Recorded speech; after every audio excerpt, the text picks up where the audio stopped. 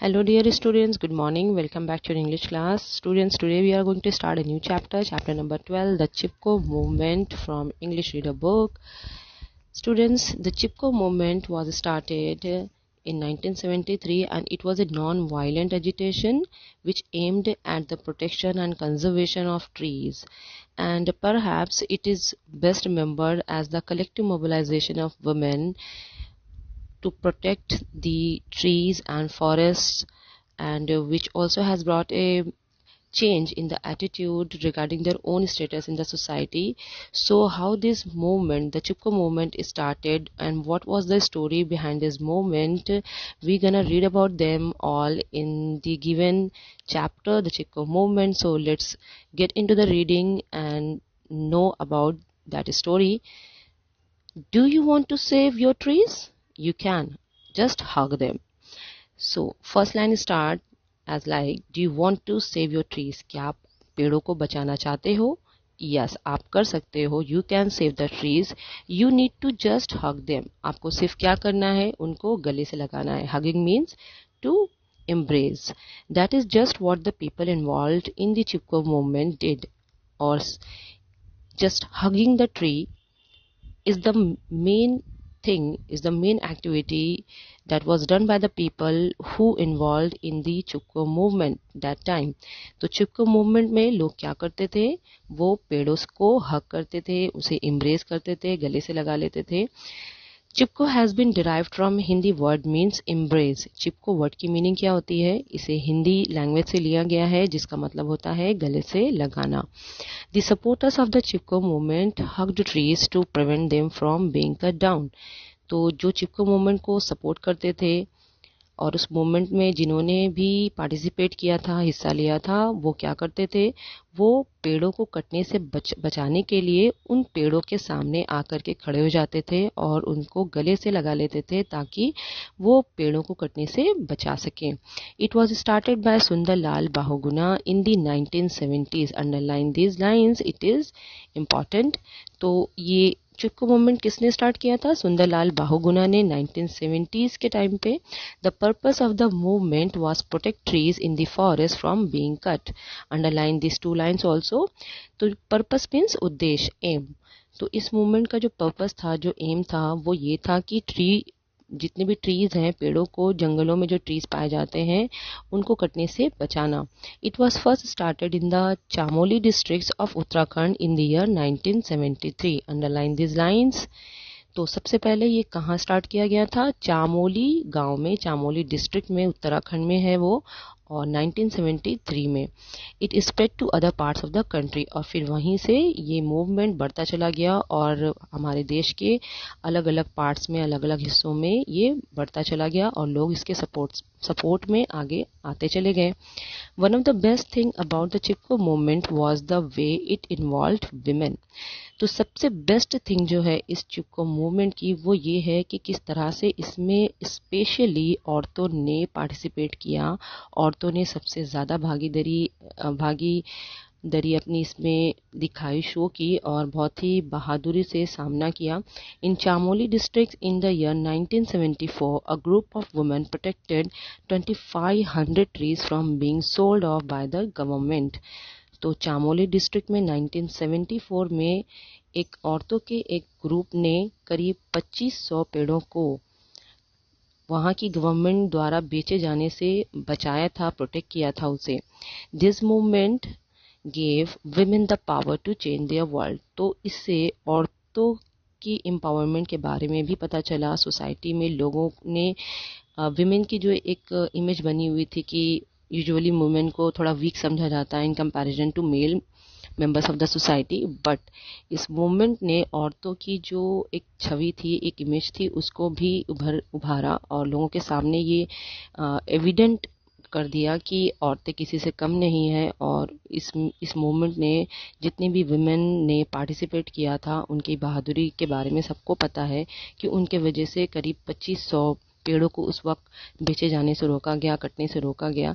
तो इस तरीके से क्या हो गया, विमेन को लेके जो लोगों की सोच थी, जो थिंकिंग थी, विचारधारा थी, वो चेंज हो गई पूरी दुनिया में. Let's go further. Here is an interesting and true story about how the villagers saved their trees from being cut. अब जो हम स्टोरी पढ़ने जा रहे हैं वो बहुत ही इंटरेस्टिंग है और ये एक ट्रू स्टोरी है जिसमें ये बताया गया है कि किस तरह से गांव वालों ने मिलकर के उन पेड़ों को कटने से रोका था. Once upon a time, in a small village in India, lived people who did not like hunting of animals and the cutting down of trees. तो एक समय की बात है कि एक छोटे से गांव में, भारत के एक छोटे से गांव में कुछ लोग रहा करते थे और उन्हें हंटिंग ऑफ एनिमल्स मीन्स जानवरों का शिकार करना और cutting down of trees means पेड़ों को काटना, इन दोनों से ही बहुत ही ज़्यादा नफरत थी. वो बिल्कुल भी पसंद नहीं करते थे कि लोग जानवरों का शिकार करें या पेड़ों को कट करें, क्योंकि ये क्या है, ये प्रकृति ने हमें दी है, तो हम इंसानों का कोई हक नहीं है कि इस तरह से हम दूसरे जो क्रिएचर्स हैं उनको हार्म करें. They loved both animals and trees. उस गांव के लोग जानवरों से भी उतना ही प्यार करते थे जितना वो बाकी पेड़ पौधों से करते थे. People lived happily in this village. Each person planted a tree and टूक गुड केयर ऑफ इट. तो उस गांव के लोग जो है वो बहुत ही हैप्पीली, खुशी के साथ उस गांव में रहते थे और हर एक जो वहाँ का व्यक्ति होता था उसने एक पेड़ लगाया था, प्लांट किया था और उसकी बहुत ही अच्छे से देख रेख किया करता था. This village was under a king's rule who wanted to build a palace for himself and his family. उस गांव का जो रूलर था, मीन्स जो वहाँ का राजा था, वो अपने लिए एक महल बनवाना चाहता था और ताकि वो और वहाँ उसकी फैमिली रह सके. So he ordered his soldiers to bring wood from the forest. तो उसने अपने सैनिकों को ये ऑर्डर दिया कि वो जंगलों में से लकड़ियों को काट के ले आए. The soldiers started their search for wood and they found out that this small village was full of trees. और सैनिक जब उस जगह की तलाश में निकले तो उस जंगल में पहुंचे और वहाँ देखा, उन्होंने देखा कि इस छोटे से गांव में बहुत ही ज़्यादा पेड़ हैं और ये बहुत ही भरा ग्रीनरी है. This village was full of trees and greenery. The soldiers went there, but as soon as they started to cut the first tree, a voice said, "Stop."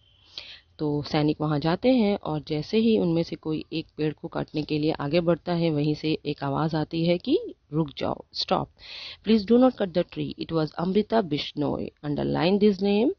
तो सबसे पहले जो वुमेन उतरी थी इस मूवमेंट के लिए, मीन्स पेड़ों को बचाने के लिए, उनका नेम था अमृता बिश्नोई. ये उन्हीं की आवाज़ थी और उन्होंने कहा कि पेड़ों को मत काटो. A women who had planted the tree. और इस अमृता बिश्नोई ने ही वहाँ पे पेड़ लगाए थे. She stood in front of the tree, hugged it with both her hands and said, "Before you cut this tree, you will have to cut me." और वो बिल्कुल पेड़ के सामने आ जाती हैं और उसको बिल्कुल गले से लगा लेती हैं, हग कर लेती हैं, दोनों अपने हाथों से पकड़ लेती हैं उस पेड़ को और उस सैनिक से कहती हैं, उस सोल्जर से कहती हैं कि अगर तुम्हें पेड़ काटना है तो तुम्हें पहले मुझे काटना पड़ेगा. Are you going to sacrifice your life for this tree. तो उस सोल्जर को बहुत ही ज़्यादा आश्चर्य होता है कि एक पेड़ के लिए कोई अपनी लाइफ को इस तरह से दांव पे लगा सकता है. तो इसलिए वो उससे पूछता है कि क्या तुम सच में इस पेड़ के लिए अपने जीवन को त्याग दोगी, सेक्रीफाइस कर दोगी. Yes I am, because I love this tree as I love my family. और इस पे बिश्नोई बोलती हैं कि हाँ बिल्कुल मैं कर दूंगी, क्योंकि मैं इस पेड़ से भी उतना ही प्यार करती हूँ जितना अपनी फैमिली से. Came the prompt reply. Means बहुत ही स्ट्रांगली उन्होंने ये जवाब दिया. The soldiers explained to her many times that it was the king's order to cut the tree and it was useless giving her life for the tree. उन सैनिकों ने हर तरीके से अमृता बिश्नोई को समझाने की कोशिश की और ये कहा कि ये उनके राजा का ऑर्डर है और इस तरह से अपनी जान को पेड़ के लिए त्यागना या सेक्रीफाइस करना बेवकूफ़ी होगी, उन्हें ऐसा नहीं करना चाहिए, बिल्कुल भी ये यूजलेस है. But Amrita Bishnoi refuse to leave the tree. The soldiers became furious and cut the tree. लेकिन अमृता बिश्नोई ने बिल्कुल भी हार नहीं मानी और गिव अप नहीं किया. उन्होंने उन सोल्जर्स की बात को नहीं माना और इसी तरह से पेड़ से चिपकी रहीं, as you can see in the picture. तो इस तरह से वो पेड़ से ही चिपकी रहीं. The soldiers became furious. Furious means angry, to become angry, गुस्से में हो जाना. तो जब अमृता बिश्नोई उन सैनिकों की बात नहीं मानती हैं तो सोल्जर्स को बहुत ही ज़्यादा गुस्सा आ जाता है और वो पेड़ को कट कर देता है उन्हीं के साथ.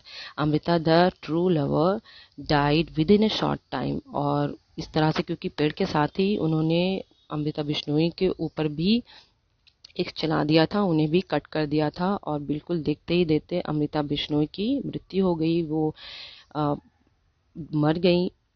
Soon many people got involved in this struggle और ये बात इस तरह से लोगों के दिलों को हर्ट कर गई कि धीरे धीरे सब इस मूवमेंट का हिस्सा बन गए, सारे इसमें इस स्ट्रगल में पार्टिसिपेट करने लगे।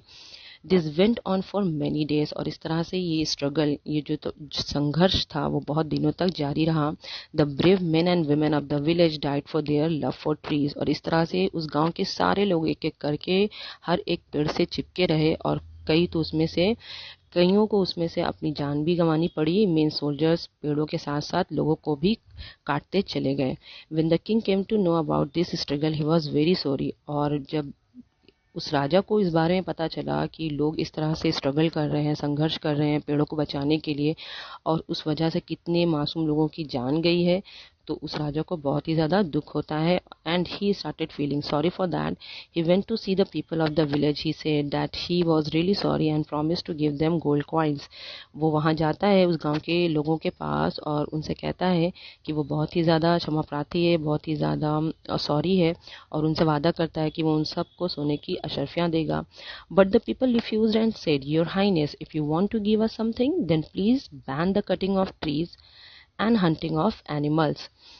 और वहाँ के गांव के लोग इतने हर्ट थे तो उन्होंने कहा कि राजा से कहा कि हमें आपके सोने की अशर्फियाँ बिल्कुल नहीं चाहिए, बल्कि अगर आप चाहते हो कि हमें कुछ देना है आपको, अगर आप कुछ हम लोगों को देना चाहते हो तो बस इन जो जो पेड़ों को जो लोग कट कर रहे हैं उनको बैन कर दीजिए, मीन्स उसको बंद कर दीजिए और जो जानवरों का शिकार करते हैं लोग, हंटिंग करते हैं, उस पर भी बैन कर लगा दीजिए, उसको भी बंद कर दीजिए। The king accepted their wish. After that day, the people in the village lived happily, but they also remembered their heroes who sacrificed their lives for the love of trees. और इस तरह से उस राजा ने उनके विश को accept कर लिया और उस दिन के बाद से उस विलेज में कोई भी किसी भी पेड़ को नहीं काटा गया। लेकिन लोग आज भी उन लोगों को याद करते हैं, अपने हीरोज़ को याद करते हैं जिन्होंने इन पेड़ों को बचाने के लिए अपनी जीवन को त्याग दिया, अपनी लाइफ को सैक्रिफाइस्ड कर दिया। So that is the real story and now you know that the Chipko movement was really a significant movement and the Gandhian activist Sundarlal Bahuguna took the direction of this movement and appealed Indira Gandhi to take the imply the ban on cutting or chopping of the trees. So now you know that what is the Chipko movement. I hope you have enjoyed the chapter. I'll see you in next class. Thank you.